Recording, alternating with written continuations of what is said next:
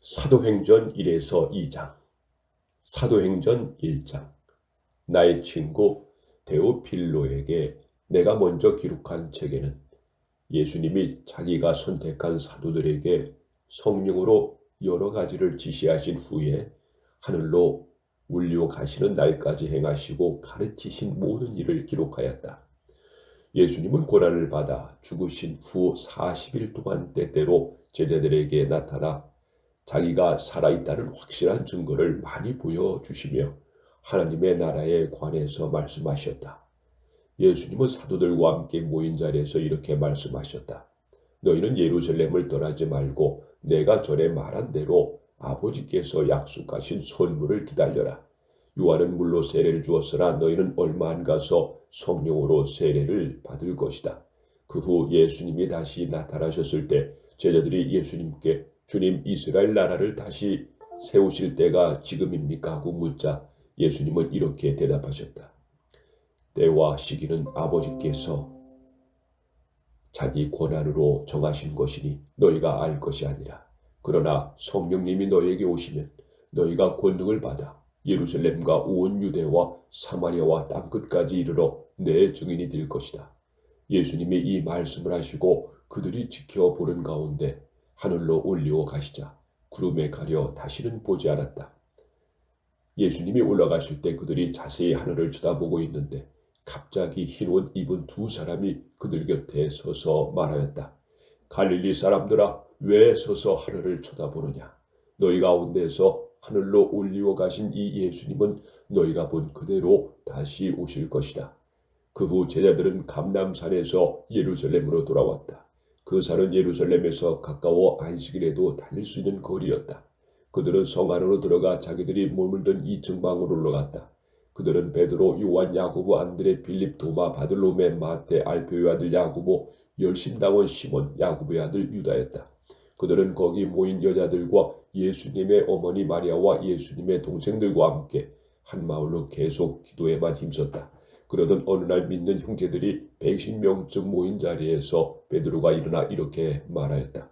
형제들이여, 예수님을 잡는 사람들의 앞잡이 노릇을 했던 유다에 대하여 성령께서 오래전에 다윗의 입을 통해 예언하신 성경 말씀은 당연히 이루어져야 했습니다. 그는 본래 우리 가운데 한몫기어 우리 일의 일부를 맡았던 사람입니다. 이 사람은 죄악의 값으로 밭을 사고 거기서 곤두박질하여 배를 터져 창자가 다 흘러나왔습니다. 예루살렘 사람들이 모두 이 일을 알고 그 밭을 핏밭이라고 불렀습니다. 시편에는 그의 집이 폐허가 되어 그곳에 사는 자가 없게 하소서라고 기록되어 있고, 또 그의 직분을 다른 사람이 갖게 하소서라고 기록되어 있습니다. 그러므로 요한이 세례를 베풀 때부터 예수님이 하늘로 올려 가시기까지 주 예수께서 우리와 함께 계시던 그 모든 기간 동안에 줄곧 우리와 같이 다니며 사람 중에 하나를 뽑아 우리와 함께 예수님의 부활을 증거하는 사람이 되게 할 필요가 있습니다. 그러자 그들이 두 사람을 추천했는데, 하나는 바사바 또는 유스도라고 하는 요셉이었고 다른 하나는 mat디아였다. 그러고서 그들은 이렇게 기도하였다. 모든 사람의 마음을 아시는 주님, 이 두 사람 중에 주님이 택하신 사람이 누군지 보여주셔서 유다 대신 봉사와 사도의 직분을 맡게 하소서. 그런 이것을 버리고 제 갈 곳으로 가겠습니다. 그런 다음 제비를 뽑자 mat디아가 당첨되었다. 그래서 그는 11사도와 함께 사도가 되었다. 사도행전 2장. 오순절이자 그들이 모두 한 곳에 모였다. 그런데 갑자기 하늘에서 강한 바람이 세차게 부는 것 같은 소리가 났더니 그들이 앉아있던 온 집안에 가득 채웠다.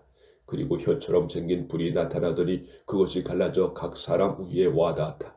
그러자 그들은 모두 성령에 충만하여 성령께서 주시는 능력으로 그들도 알지 못하는 외국어로 말하기 시작하였다. 그때 예루살렘에는 세계 여러 나라에서 온 경건한 유대인들이 많이 머물고 있었다. 하늘에서 난 바람 같은 이 소리를 듣고 몰려든 군중들은 각자 자기 나라 말로 제자들이 말하는 것을 듣고 어리둥절하였다. 그들은 모두 놀라 이상한 여겨 이렇게 말하였다. 지금 말하고 있는 저들은 다 갈릴리 사람들이 아니냐? 그런데 그들이 하는 말이 우리가 각자 태어난 나라의 말로 들리니 도대체 어떻게 된 것인가? 우리 중에는 바데, 메디아, 엘람, 메소포타미아, 유대, 갑바도기아, 본도 아시아, 부르기아, 밤빌리아, 이집트 구레네 부근의 리비아 일대에서 온 사람도 있고 로마에서 온 유대인과 유대교로 개종한 이방인들도 있으며 또 크레타 사람과 아라비아 사람도 있는데 우리가 다 하나님의 놀라운 일을 각자 우리 말로 듣고 있지 않는가? 그들은 모두 놀라고 당황하여 이것이 어찌 된 일인가 하고 서로 물었다. 그러나 어떤 사람은 잔뜩 술에 취했군 하며 제자들을 조롱하였다. 그때 베드로가 11사도와 함께 일어서서 큰 소리로 이렇게 말하였다. 유대인들과 예루살렘에 사는 여러분, 이 일을 여러분에게 설명해 드리겠습니다. 모두 내 말에 귀를 기울여 주십시오. 지금 시각은 아침 9시밖에 되지 않았습니다.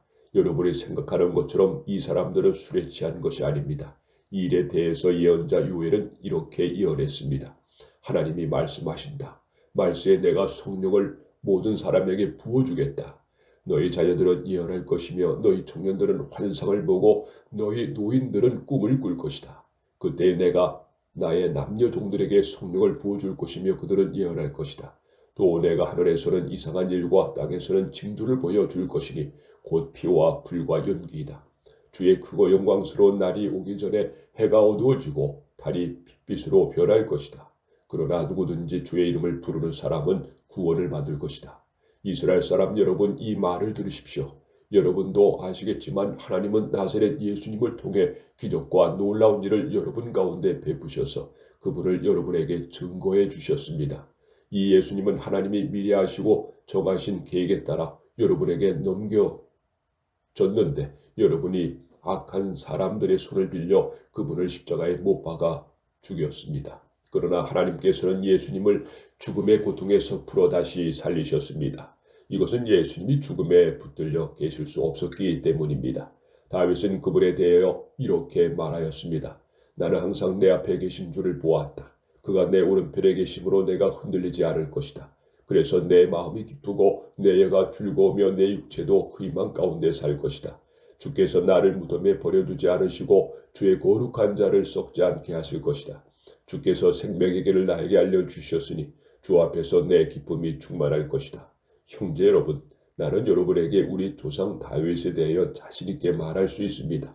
그는 죽어서 묻혔고 그의 무덤도 오늘날까지 우리 가운데 남아 있습니다. 다윗은 예언자였기 때문에 하나님께서 자기 후손 가운데 한 사람을 그 왕위에 앉혀주시겠다고 약속하신 것을 알고 있었습니다. 그래서 그는 그리스도의 부활에 대하여 미리 내다보고 그분은 무덤에 버림을 당하지 않고 육체도 썩지 않을 것이라고 말했습니다. 하나님께서는 이 예수님을 다시 살리셨습니다. 이 일에 대해서는 우리 모두가 다 증인입니다. 예수님은 하나님의 오른편의 높임을 받으셔서 약속된 성령을 아버지에게서 받아 우리에게 부어주셨습니다. 지금 여러분이 보고 듣는 것이 바로 그것입니다. 다윗은 하늘에 올라가지 못했으나 이런 말을 했습니다. 하나님이 나의 주님에게 말씀하셨다. 내가 네 원수를 네 발 앞에 굴복시킬 때까지 너는 내 오른편에 앉아있거라. 그러므로 여러분 이 일을 분명히 아십시오. 여러분이 십자가에 못 박아 죽인 이 예수님을 하나님께서는 주와 그리스도로 삼으셨습니다. 사람들은 이 말을 듣고 마음에 찔려 베드로와 다른 사도들에게 형제들 우리가 어떻게 하면 좋겠소 하였다. 그래서 베드로가 그들에게 말하였다. 여러분 모두 회개하고 예수 그리스도의 이름으로 세례를 받아 죄 사함을 받으십시오. 그러면 성령을 선물로 받을 것입니다. 이 약속은 여러분과 여러분의 자녀들과 주 우리 하나님이 부르실 멀리 있는 모든 사람들에게 하신 것입니다. 이 밖에도 베드로는 많은 말을 증거하며 그들에게 이 타락한 세대에서 구원을 받으라고 권하였다. 그때 베드로의 말을 기꺼이 받아들인 사람들은 세례를 받았는데 그날의 제자의 수가 3,000명이나 추가되었다. 그들은 계속 사도들의 가르침을 받고 서로 교제하며 성차를 나누고 기도하는 일에 전적으로 힘썼다. 사도들을 통하여 놀라운 일과 기적이 많이 나타나자 사람들은 모두 하나님을 두려워하게 되었다. 믿는 사람들은 다 함께 지내며 모든 것을 서로 나누어 쓰고 재산과 물건을 팔아 각자의 필요에 따라 나누어 주었다. 그들은 한 마음으로 날마다 성전에 모이기를 힘쓰고 집집마다 돌아가면서 성차를 나누고 기쁨과 진실한 마음으로 함께 식사하며 하나님을 찬양하고 모든 사람에게 칭찬을 받았다. 그리고 주님께서도 구원받는 사람이 날마다 많아지게 하셨다.